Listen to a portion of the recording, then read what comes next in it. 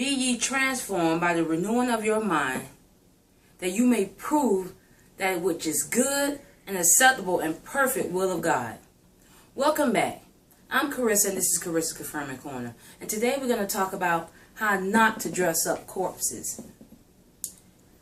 When people become Christians, a lot of times we want to focus on their outward appearance. We want to make sure they look the part. We want to make sure they dress accordingly, act accordingly, and speak accordingly.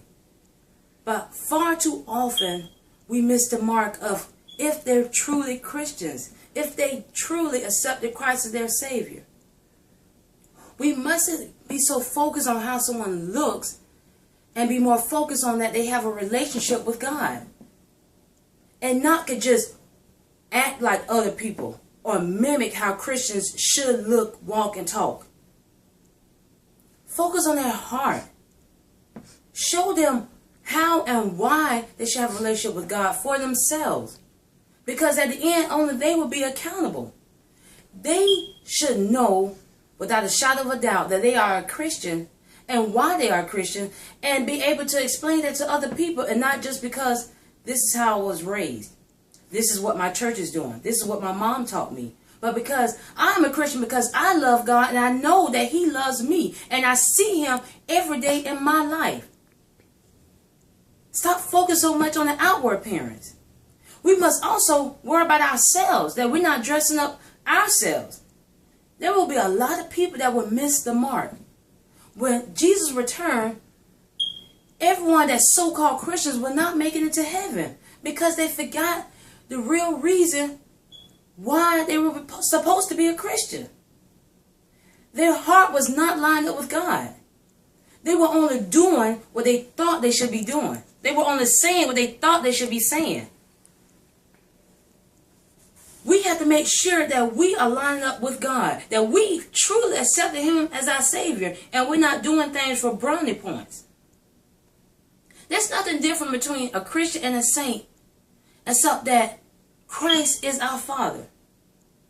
1 Timothy 2:9 tells us that we are a chosen generation, a royal priesthood, a holy nation, a peculiar people, that show forth praise to Him that called us out of darkness into a marvelous light. We are peculiar. Peculiar means strange, odd, different. So why are we trying to look the same? Why are we trying to act the same? Why are we trying to be the same? God gave us the gifts He gave us to make us different, to stand out so we can be outstanding. How can we stand out if we're too busy trying to blend in and to look like one another? Do you know a family that everyone looks alike? That everyone dresses alike? That everyone talks alike? I don't. We are a family under God. And He wants us to use our gifts individually to draw those to Christ that may be just like us.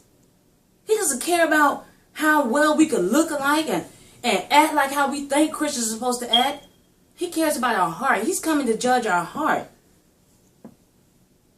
He wants us to serve Him wholly and fully. And most importantly, with love. We have to love each other's differences. And respect them. And remember that we are family.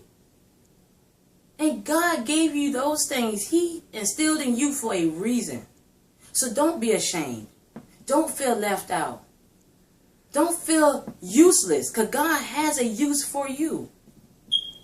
I challenge you to stop dressing up corpses.